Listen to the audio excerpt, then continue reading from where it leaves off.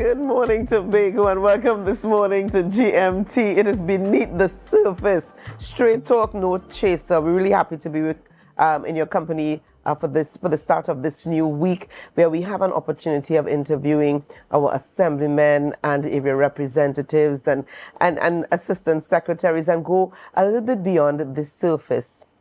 We'll be able to chat with them on some of their accomplishments and their goals, and should they be re-elected? And that's one of the major questions. Should you be re-elected? What are some of your goals? What would you like to see come to fruition?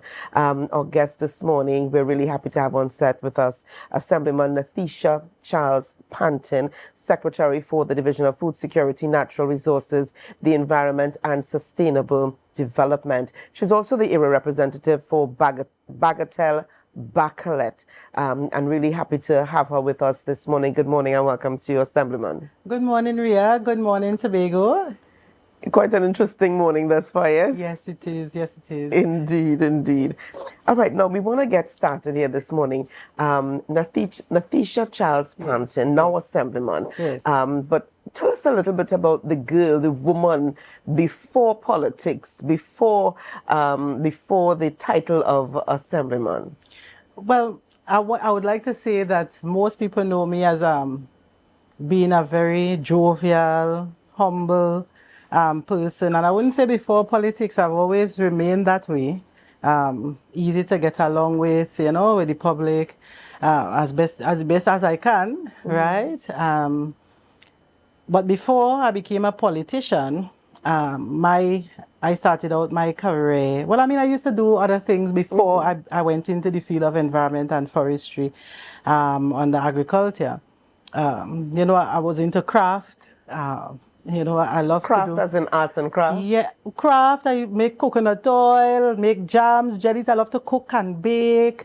So people would know me, giving food in the village. Okay. Right? So I used to love those things a lot. You would imagine I don't have a lot of time to do it now. Right? Okay. But usually, it makes me feel good just having that, home feeling of doing everything as it relates to home. Doing a little sewing, doing all of those things. Okay. Right? But I took into agriculture and forestry because I love the natural environment. As a matter of fact, I grew up in Mason Hall. And my parents, my grandparents, as a matter of fact, they had over 40 acres of land, and that is what they used to do. Wow. Right? Milk, so we had a lot of cows, a lot of pigs. So you were that girl? Yes, going, walking that distance into Belmont to plant corn and peas with my father. So I was always connected to the ground. And to be honest, I wanted to be a doctor. Right, a medical doctor. But my parents didn't have money for that, right? So I did the next thing that, The next best thing was agriculture. Right, that came to mind. So I went into that field, and when I started out as a forest officer 1 in the public service, the salary was very small, 3,007 something, was very minuscule. But, I wasn't daunted. I just loved doing projects, writing books for schools, music. People would remember me on Radio Tambourine doing story time with Radio Tambourine. So, I used to find a lot of fun ways to educate persons on the natural resources of Tobago, right? And how we should better manage it.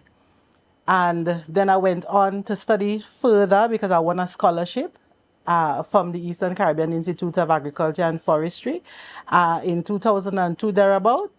And I also won a President's Medal for being the student with the highest academic standing. And I went to the University of Edinburgh. So that was my, that was a different experience altogether. Going in Scotland, climbing the snow-capped mountains and, doing a lot of scientific research. So it was a drastic difference from managing resources back home as opposed to Scotland.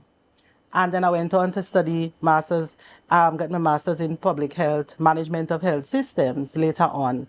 So that moved me from forest officer 1 into different fields. I was a watershed management officer, forest management officer, I went to all different positions, but under the same division. And at that time, he was a director, then administrator, Mr. Ray Sandy. He used to move us around a lot in the division to have the experience of managing different units. So that may explain why I have such a passion for the division that I was put in. It just comes natural to, to do a lot of programs and understand the vision of the division. So that in a nutshell is who I am, right? I'm easygoing. Once we have a cordial, I like amicable relationships. People must always be respectful to each other. Granted. Yeah, so that's me in a nutshell. That was more than a nutshell, actually. That was much more than a nutshell. Yeah. And you shared a lot there. Yes. At the time of growing up within the division, did you have your eyes set on politics per se? Thank God for Mr. Ray Sandy. He allowed you to experience different levels of the division. But at that time, did you have your eyes set on politics, maybe saying to yourself, 5 years from now, 10 years from now, I'm going to? I didn't really have my eyes set on politics. What happened, because I was so involved in so many groups across the entire island, because when you're in that division, you have to work with every stakeholder in order to execute something. And so it's sort of, politics became attracted to me. Let's put it like that. Yeah. So you were not attracted to politics. Politics was attracted to you. Well, I always saw politics as, it's always a kind of fight, some kind of combat between, right? But it's not in my nature, right, to gravitate to that. But politics came into my life, I would say that. I was co-opted by several persons. At that time, it was PNM. So we worked in the background a lot. I was not in the forefront most of the times, except when I went up for the seat, right? But I remained in the background supporting others as well as doing what I was doing in the division. Yeah, so I play a supportive role generally to everybody. If you look even now, to be honest, I would always prefer to be in the background. I would never be the person to jump up and say, let me do it. But someone would always say, let her do it, and push me to the forefront. So that's my character, right? But I'm extremely focused. Once you give me something to do, I will do it to the end. And that is the kind of personality I have. Okay. Why the switch from the previous party to? Well, I didn't switch, What happened in 2020, I had a discussion with my husband and I said to him, I believe I would have given enough to politics and I just wanted to, just move on with my husband and have a life outside of life. Yes, outside of politics. Because I was in everything, in the background, just in every single thing. In the West, in the East, it was a lot. And I didn't feel like I had, I would have given a lot of time to family life. I would have experienced a lot of things that showed me that, for example, my father died, and that really hit me hard. I lost a significant amount of weight. People will tell you that. I didn't take it easy, It wasn't an easy thing to deal with. Losing a parent never is. Yes. And then, my mom came and she got ill. She had a subdural hematoma in her head. She fell down in the bathroom and hit her head, and she had a few days to live. So I went to Trinidad with her. And, I stayed with her and I ensured that, well, it was a decision because you had to make at the time because she was on aspirin. And, if you're on aspirin, your blood will thin quickly. And we had to make a decision if to do surgery. And it was the best decision of my life because I still have one parent for today. Yeah? Yeah, thank God for that. Correct. So at that time, it wasn't TPP, it was PDP at the time. Yeah. They wanted me to get involved in politics. So I said, you know what? Even though I'm in the community and I'm helping, I'll help anybody. Because it really didn't matter to me, if you needed help and once you're into building the community, I would help. But I didn't want to go for a seat.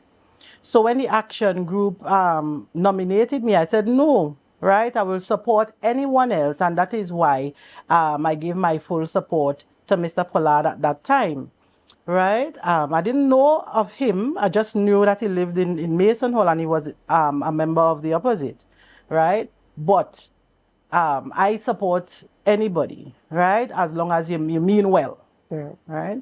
So then it came down to, well, he won and it was 6-6. And then it came down to us, well, the Prime Minister increased the number of seats.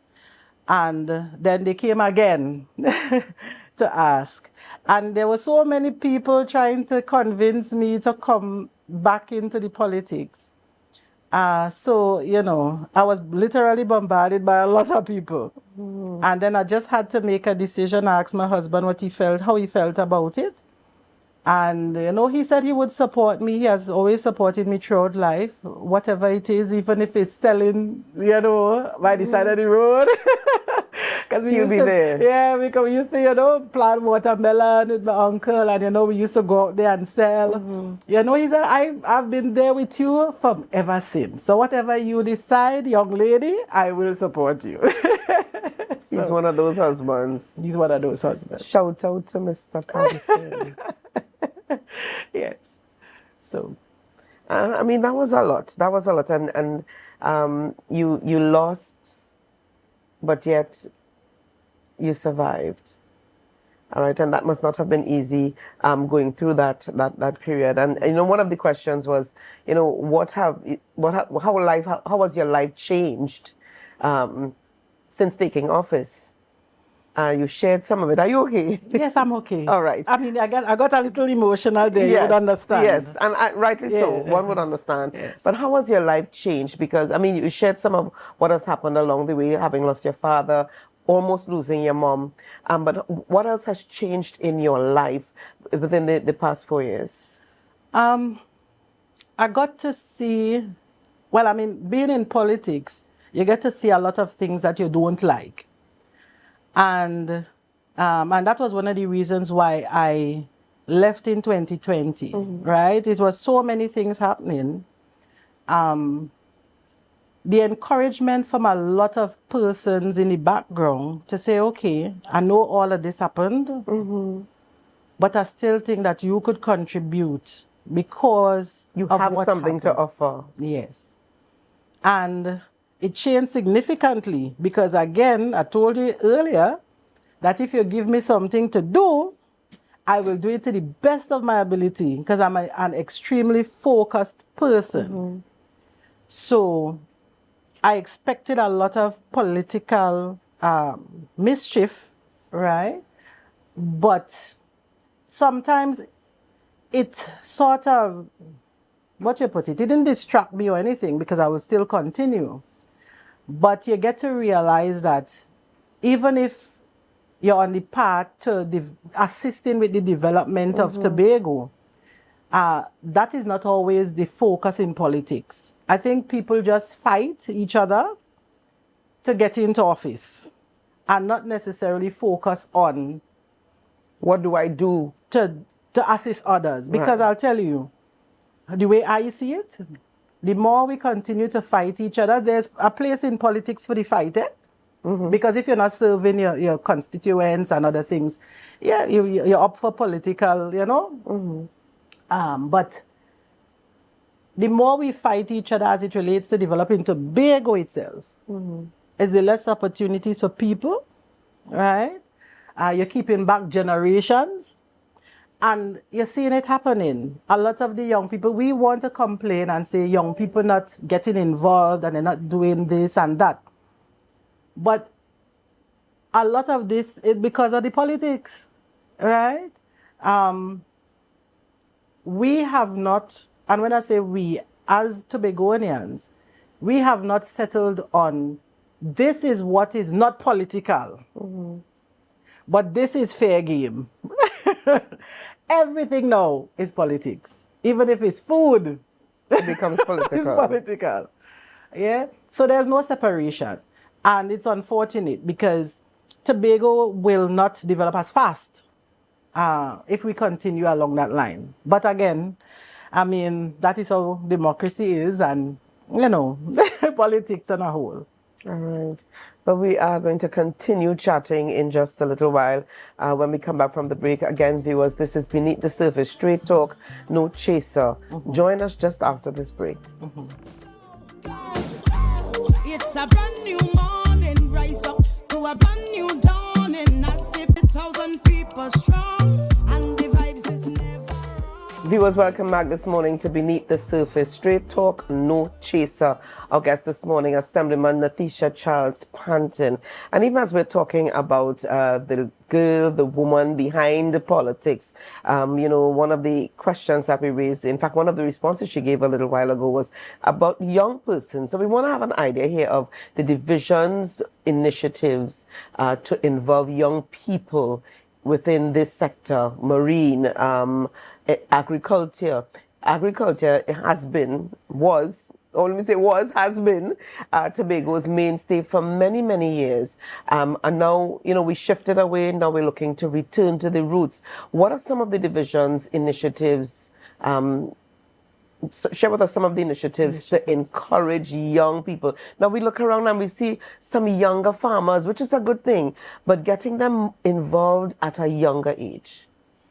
No, you had to think like how you would have, you know, how you would think back then when you were a young person. And I'm what still would, young. A younger. We are young. Yes, I mean, when we were extremely young. Yes, we go with that one. Extremely, right? And young people tend to be gravitating to social media. You know, they're always on their phones. You know, as opposed to when we were younger, we still wanted things that would pull our interest, Right. Right? So you had to think back how you were as a child.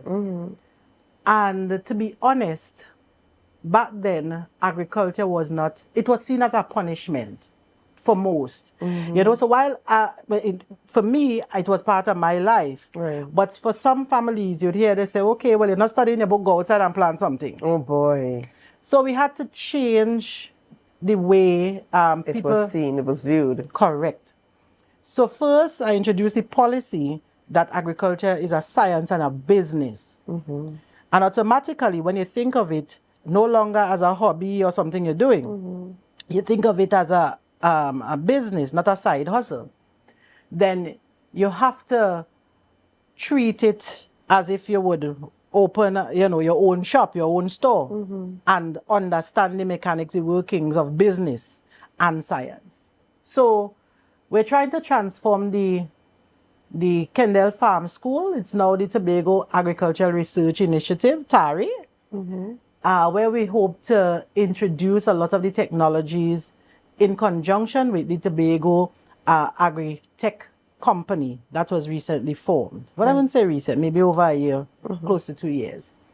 And we have held one summit, an Agri-Tech summit. We're going to host another summit on the 25th of this month to the 27th, where we're going to introduce technologies in agriculture, in all aspects of agriculture. Yes. And young people will get to see hands-on tech, so that you don't have to think that agriculture is just going out and till the soil.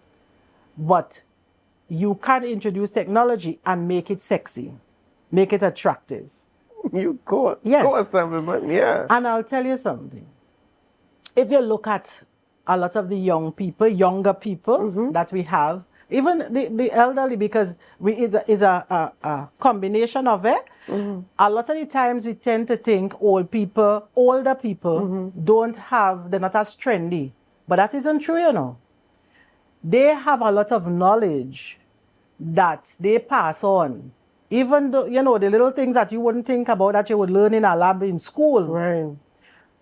That they could tell you, if you do it this way, it's easier. So we're marrying both. Right. And we have, you know, churned up the excitement for a lot of the farmers to participate in programs that we currently have. So we have the Lamb Fest. That is part of the livestock program that we're running. There was no livestock industry, no small ruminant industry on the island. And we developed a program so that now you don't have to, when the sheep van come up and they blow outside your house, you have to run and give them your sheep and your goat. So we developed a market for lamb.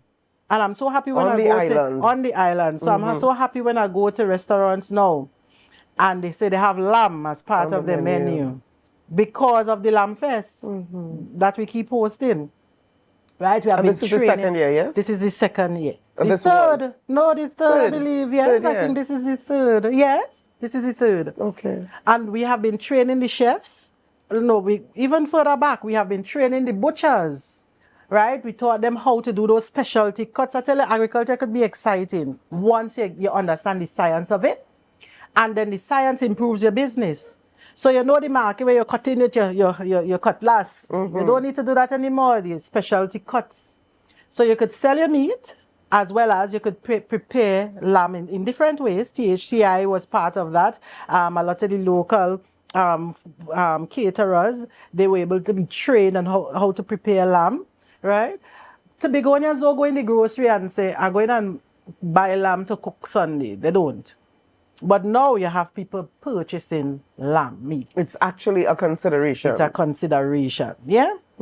Actually, I bought lamb on Saturday for my husband, you know? So the market is there now. So you no longer have to send your meat to Trinidad. We came up with the community care program, and that is where persons that are suffering from non-communicable diseases like diabetes and hypertension, and you know, it's not only about having a very low income, right, a low disposable income, but also about your general health and well-being. Right. And we are training the farmers on how to bring the produce, how to harvest the produce, because I'll give you an example. So you might think growing lettuce, or lettuce as they say, right? You could harvest it at any time, no.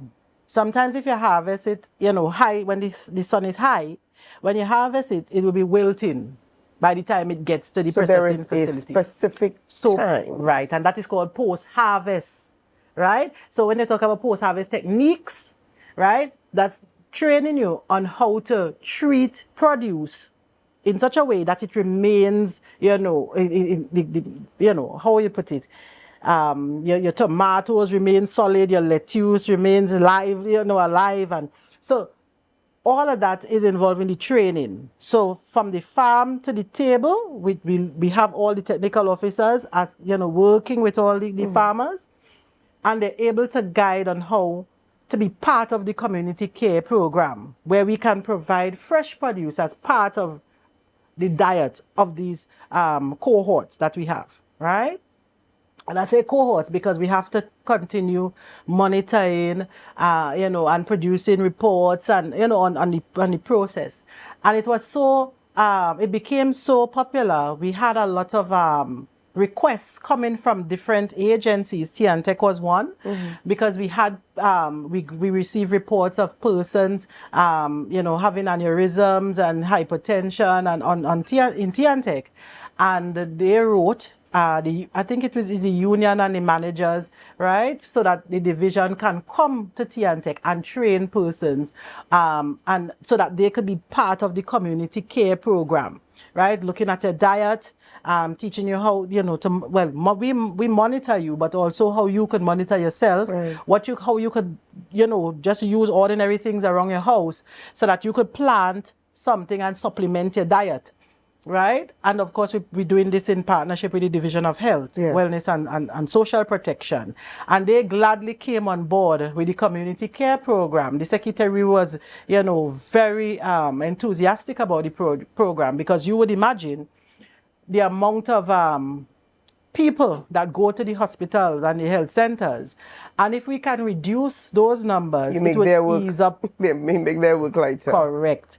Right? Yeah. So we are trying to make agriculture sexy, I like your terms, sexy.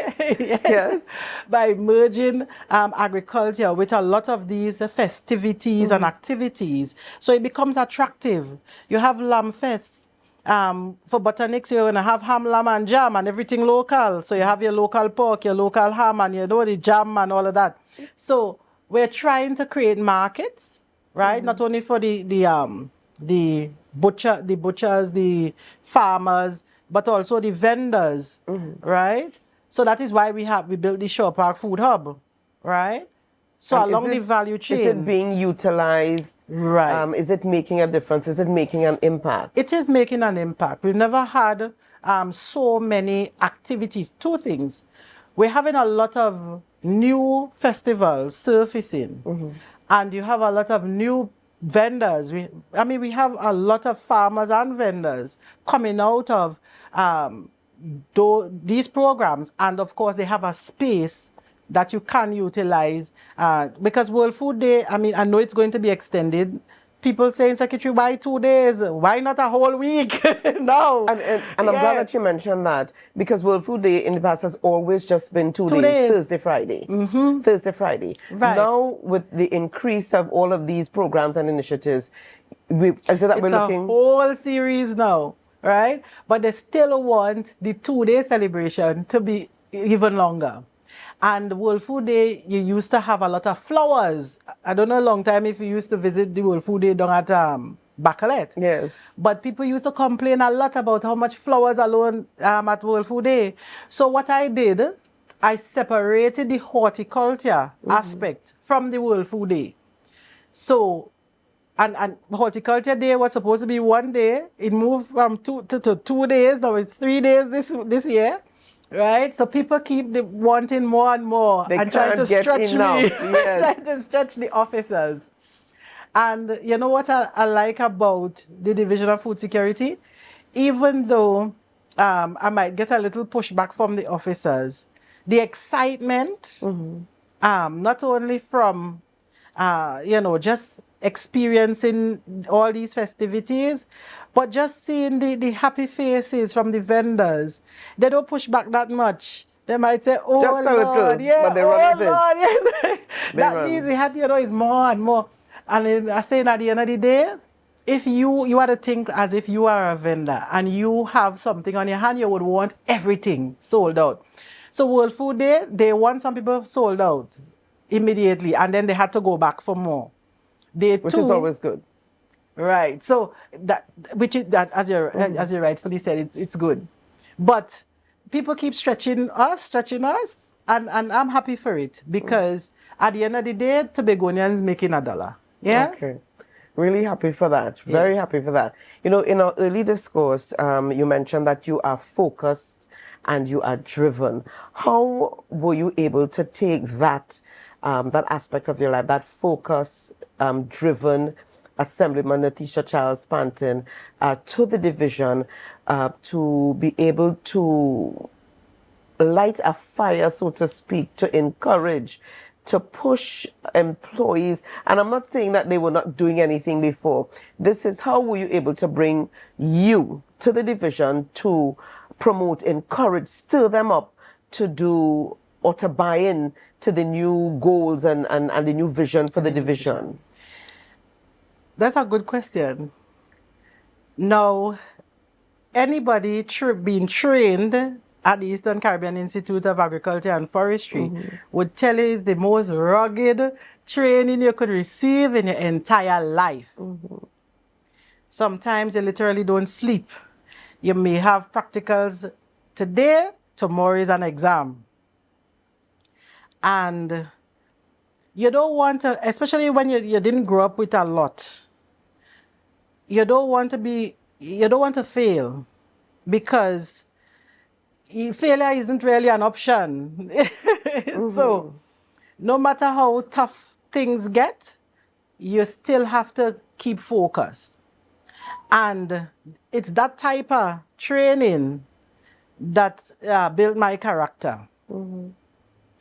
And the division itself, from being trained in all the different colleges, universities, and the kind of things we would have had to go through, I knew that all the officers in that division, right, they would have the skills, and you can't fake it.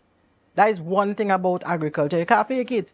If you don't know the science of agriculture, you go fail. You cannot pretend. Right, you can't pretend. You can't fake your way through. No, you can't fake your way through. But I know that when you're doing something over and over again, it could become monotonous. And if you're not getting to expand your wings, right, it could be, demotivating. So I took what I call a revival sort of approach to the division. I took my ability to become creative to the division. I allowed people to be part of the decision making at every step. Buy-in. Correct. At every step. You may have some resistance in some departments. And over the years, I've already summed it up that some of it would be political mischief. But it's unfortunate in that regard, because I could see so much more coming out from a few of these departments if persons don't gravitate to the politics rather than service. I don't see the need for people to become overly political if you're not a politician or you're not actively involved in politics. If you're a technical person, just remain technical. Do your job. Yeah, because you were hired and being paid taxpayers' dollars to do your job, right? But for the most part, and the majority of persons that bought into division, they are doing extremely well. People are doing things that they never thought they could have done before. And having access to a secretary who they could WhatsApp 2 o'clock in the morning and get a response, right? That's what you do. Right? To some of them, they say this is a breath of fresh air, because you might just be thinking about something and you want to share it and to see if it could be part of your policy decision. So that is the part that I brought into the division, the ability to interact more with the staff, to involve them more in the decision making, to come up with creative programs and so everybody understand now that in order to take agriculture further, we have to transform it into something that is sexy. Yeah? That seems to be the word of the day. Yeah. Yes. We have to transform it into something sexy in order for people to enjoy what they're doing. Because you'll understand that if you love what you're doing, oh gosh, it comes as a second. It doesn't feel like work. It doesn't feel like work. And if you don't enjoy it, let us know so we could move you into something that you enjoy doing. Yes. Because if you're keeping back a whole industry because you like something or you want to be political, come on, give somebody else a chance. If you don't like something, let us know, and we will accommodate you. Okay. Yeah. Yes, certainly. Yes, certainly. And I tell you, sexy agriculture. Yeah. Sexy agriculture is the term of the day. All right. So we're getting ready to take a break. But when we come back, Assemblyman, we want to hear from you. With regards to the marine park, there have been some issues. We're going to share a little bit about that. Yes. And as well, we want to have an idea from you if you can summarize your term in one phrase. Yeah, summarize your term in one phrase. What would it be and why would you choose that phrase? Okay. All right, so we'll talk about these and other issues when we come back from the break this morning. No problem. We are people in the sun. We are beaches, we are rivers. We are melanated ones. We special and there is no denying.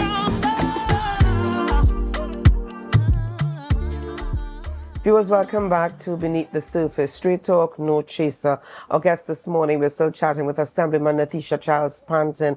Now, just before we took the break, a couple of questions posed to you with regard enforcing the legislation that is in place regarding the rules and regulations that govern the marine park. What is in place? Because quite recently we saw up until Carnival weekend as well, where vessels were out there, some of the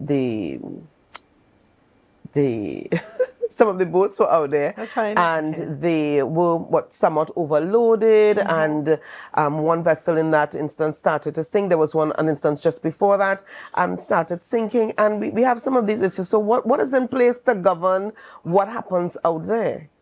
Now, let me first say that the portfolio is under Mr. Tate, right? But of course, we work together on all things.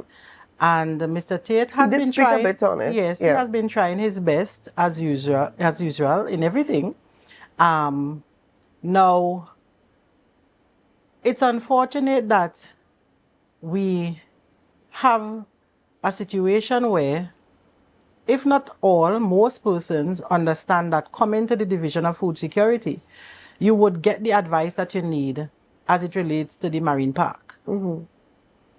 Now, during the carnival season, I must say big up to Fog Angels. They came and, they got everything that they needed to get, right? A lot of the carnival stakeholders did come to the division. But of course, you must have renegades in some instances. The Division of Food Security recently took on the exercise of creating a Bucca Reef Management Park Committee under its wing, so that we could pull the different stakeholders together. It's led by Alan Stewart, and Ricardo Alfred is the vice chairman. He's also on the committee. And the stakeholders are there because some of them are the ones who actually have the legal teeth for now. The division doesn't have the legal teeth, and that is why we're trying to get the bill passed, the Marine Park bill passed.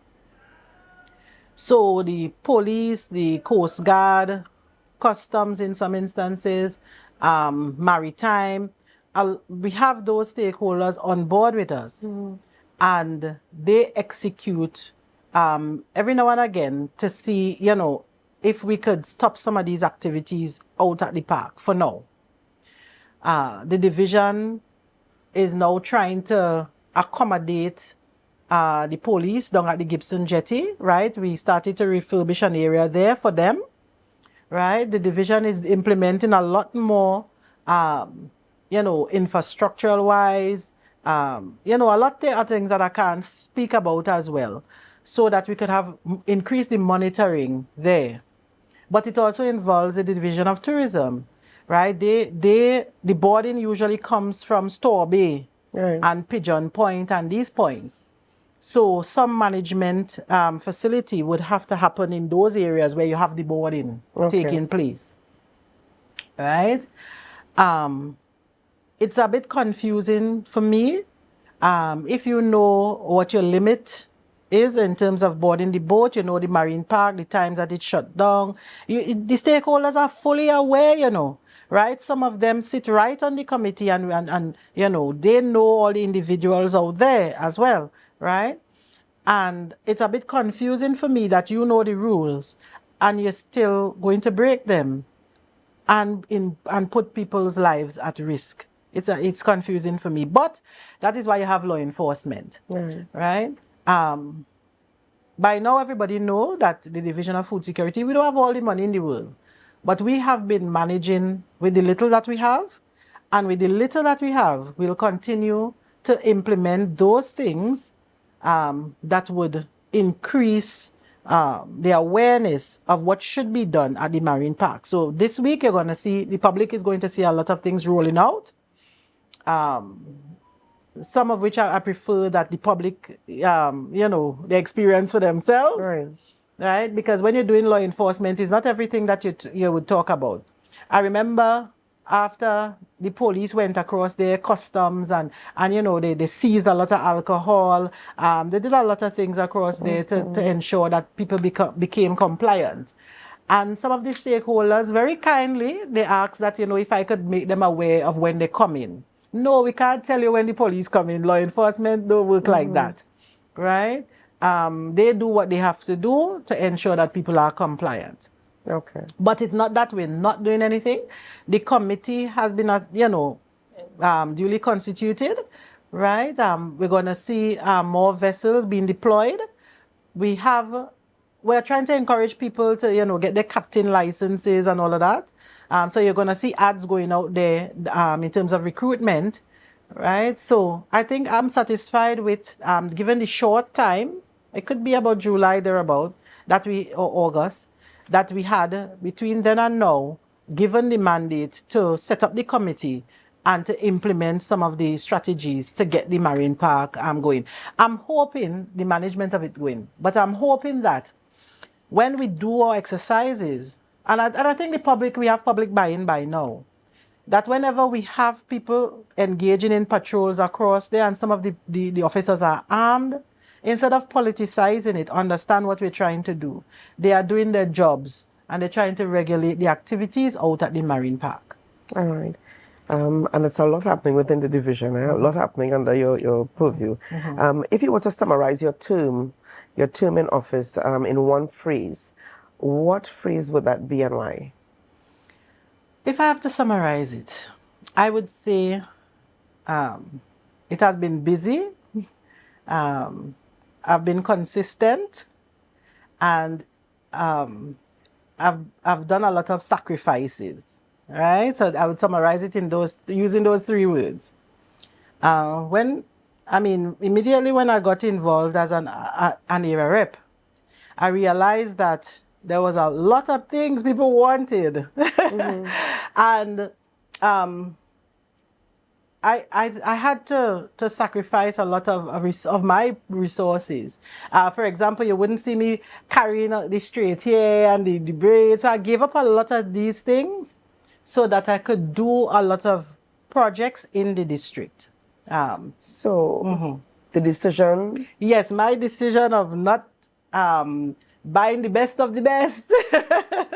Doing all the special makeup. I did this thing that you're seeing here. It's not professionally done. But everything that I would have... But it looks good. It looks good. Yes. Yeah. You did well. Yeah. Right? So, so I try to implement a lot of programs in the district to, curtail some of the... a lot of drugs and, a lot of violence. I'm glad that you touched on that. What were some of the core issues within your electoral district that you wanted to treat with immediately? Well, as recent as probably last week, you would have heard that in Hall somebody got shot and killed. He was my constituent, right? You had a lot of that happening in the district. And many people on the ground would say it's drug-related. I don't know, right? I can't confirm it. Investigations are still ongoing. Yeah, I can't confirm anything. But a lot of it, they say, is violence and all of these illegal things, right? I've never seen wealthy people doing these things, right? So I don't know what the attraction is to it, right? I don't understand that whole world. But I'm trying to implement programs that young people could do more positive things. Engage in different competitions. So we had a street beat cleanup competition. So instead of getting involved in negative things, you could put your energy into more positive things that you can enjoy. So a lot of them enjoy, and because the district spans to Mason Hall, half of Mason Hall, right? Some of the persons from Bagatelle, right, they may not know what resources we have in Mason Hall or in Bacalet. So having to do these challenges across the district, you see the enthusiasm. I didn't know we had this here. I didn't know, So now we have persons being part of the community, being part of the fixing of the community, and understanding all the resources that we have, and how creative they could get, and it's an incentivized system, So I like the enthusiasm coming out of the different community groups. We do sports because people love the football, they love all those things, right? People love the all fours. So I try to encourage, communities coming together through these activities. Let me get to know each other, right? And that way we could look out for each other. Yeah. Right? the young people, I love to write books, and so I try to read a lot of my material to the kids, right? And a lot of it is more to the environment side, protecting the environment and agriculture. One would expect, yes. But I love doing that, giving them treats every now and again, to see those smiles, especially if it's healthy treats, So I'm trying to encourage healthy eating as well.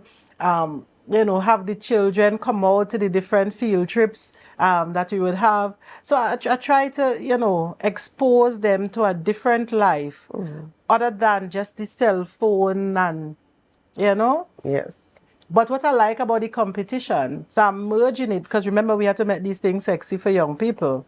So the competition involves the voting online, but you're doing the work in the environment. Right. Yeah, so you're still getting to use your cell phone, right? So it's a mix of technology. But the networking is important, because you don't have to steal. You don't have to think about negative things if you want to do a project. You know how to write for a project. You know how to network, right? So that people can contribute to your development, to your group's development. And that is why having these community challenges and competitions and programs is important, because you're improving the skills of the persons within the community. Yeah. Okay. Now, what major goal or initiative do you feel did not meet the objective? And I guess if given an opportunity to redo, you would willingly take that, take the chance? I'm silent because I don't know of any. So you've met the goals and objectives on all of your programs and initiatives? I wouldn't say that I've met the goal. Is there any one in particular? It's an ongoing thing. Remember, you have people that think a particular way, and they grow up, they've been socialized a particular way. And a lot of what you're doing, you're introducing it now. It doesn't mean that you have an instant change. Transformation takes a while, So even development, the assemblyman before, George, he would have spoken about how much money he would have spent in lighting Tobago on a whole, right? My district was one of those districts. Strange enough, it closed the town, but it was a black district.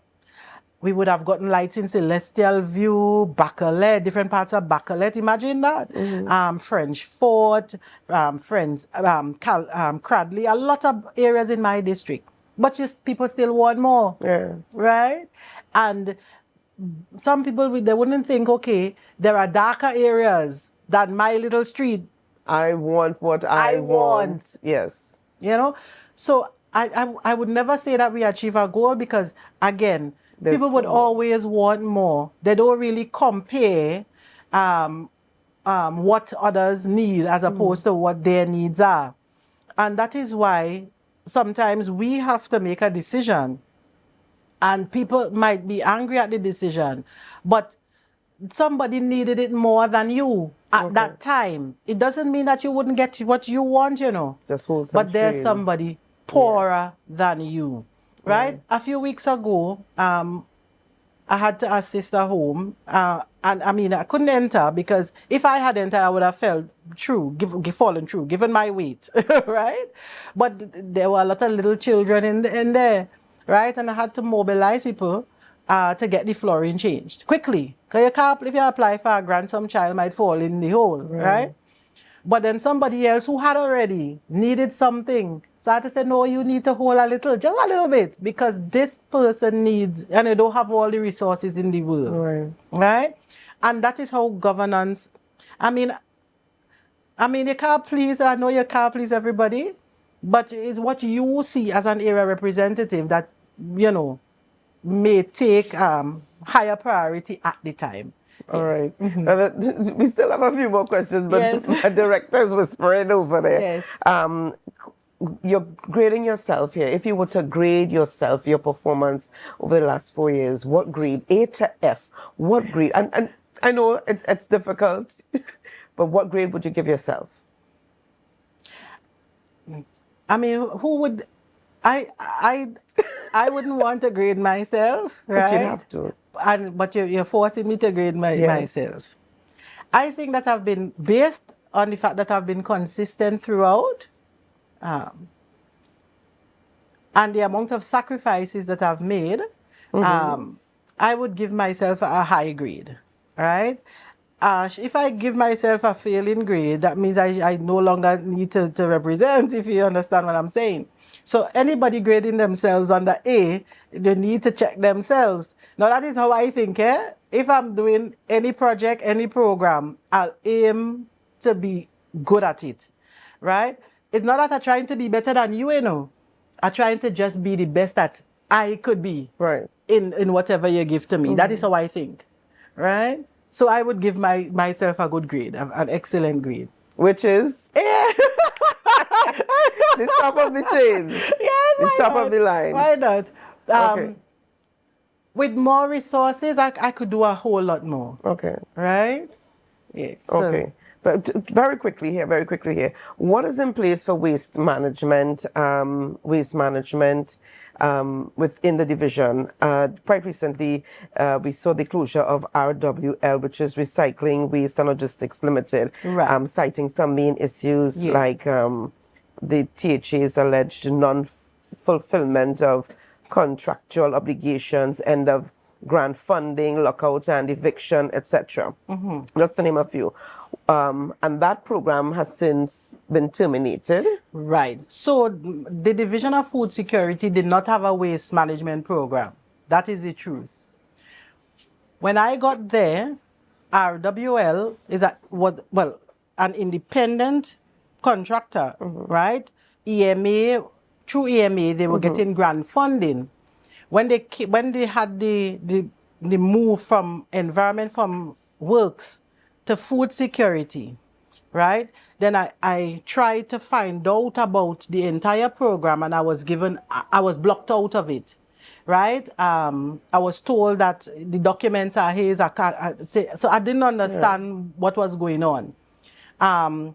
Then I believe the grant funding, there was a delay in him receiving grant funding, and then he came to the division requesting assistance for the pickup and drop off of the bins, the refuse in the bins. So we had to jump in to help, because you would imagine we had a lot of bins across Tobago that needed to be emptied. But what we discovered, and we have evidence of that, is that he was stockpiling. So I'm not sure where the waste management, where it was happening. And it wasn't an eviction. What happened, it was in Tad Cosby, and the Division of Health came and cited them for that. So if you're stockpiling, then you have other things coming in there, and of course causing other problems. Correct. All right, but what is in place? Is there the Division of Food Security is not a waste management division. No, but in terms of health. recycling, yes, right, in terms of recycling and maintaining an environment, promoting a healthy environment. Correct, right? So the environment part of the division is now under OCS, right? However, Mrs. Pantin again, right, will partner with all the relevant in order to execute the waste management mandate, right? The reforestation company, it's now under them, the whole issue of it has been moved under there. So they would take on the initiative of building out. And we already have proposals, reviewing them and seeing how best we can manage that situation. But it was an independent person attempting to do recycling. So it's not the division shutting down anything. We didn't have the waste management portfolio, right? It was an independent project. The grant funding was supposed to support elements of it. We had to jump in, all right, and assist. Even though the grant funding went to him, I cannot say what was done with the grant funding, right? But he's now not operating at Tadco Bay, not because of us, because he was stockpiling. And there are other issues. And there are other issues as well. All right. Yes. Now, final question for you. I know time flies when you're having fun. Final question for you this morning. We noticed that you've thrown your hat back into the ring. you're offering yourself up for re-election. You are the lone. This is interesting. The lone person. Is it that you've done? Well, it's why I had to do that grade A, right? No, and I'm glad that you mentioned, because one viewer on the live says, and this is Jamila Bruce, Jennifer Bruce says, you deserve an A+. All right? You deserve an A+. You've thrown your hat back into the ring. Is it that you've been doing such a fantastic job that no one else within your electoral district has decided, look, I'm going to throw my hat in, I'm going to run again, so maybe I can do a better job. So you're alone there. If given a second term, what would you do? What would you like to see happen within the electoral district? What would you like to? I mean, you've done a lot, I've done a lot. There must be some goal, some dream in your head. If I get another term, I'm going to do X, Y, Z. Once we get another term, right? I've already started doing that dreaming. So that food hub in the north, because everything concentrated in the city. So trying to build a hub in the north where we could have some activity and economic activity. I'm trying to create those things. Or the east? Yeah. Well, no, the east. Listen, east got fire station. They got all kind of things. I want you to name what the north has gotten recently. Our prime minister is from Masonala, and I'm not being political. And I think that more could have been done, right? But I'm now trying to see. We've had several consultations before we put on the hub to make sure that this is what we want up there, right? So I'm trying to spur economic activity across the space, right? So that the north side, we don't only develop the east and the west, we develop north side as well. And when I say north, I mean from Bacalet go up here. Yes. Right? Because he's claiming Bacalet too, right? But I want to see the young people have more centers that would bring out their creativity. Instead of giving people things, I want to nurture them into what they like. I want to see more pilots. I want to see another Capital of Paradise captain coming out from the north. I want to see a lot more, coming out from the north. So I'm trying to implement those things that would bring out the creativity. Of course, you have the regular development that people want. Better road, infrastructure, different systems, right, that we're trying to improve. But the grander things, those long-term things, those legacy projects is what I would be, I would continue focusing on, right? So the food hub is one of them that is being built in the north, and everybody excited about it, right? The building and almost done yet, and everybody wants a spot in the hub. Okay.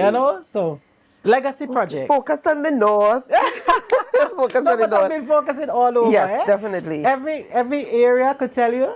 Even right up to Charlottesville, we have been improving, whether it's fish facilities, whether it's nature facilities, whether it's technology facilities, agro-processing facilities, all over.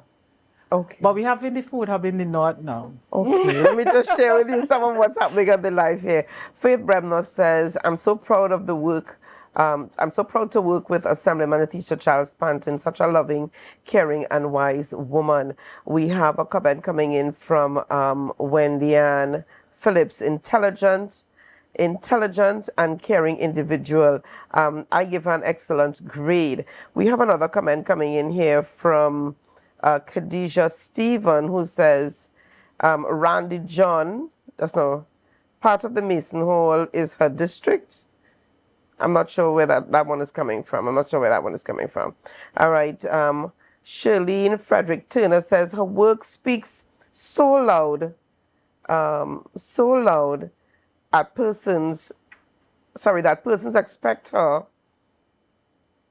expect her sacrificial service that they just want her to serve. All right, and that's what's coming in. Development is needed in, development is needed in the north. Yes. She definitely, development is needed in the north.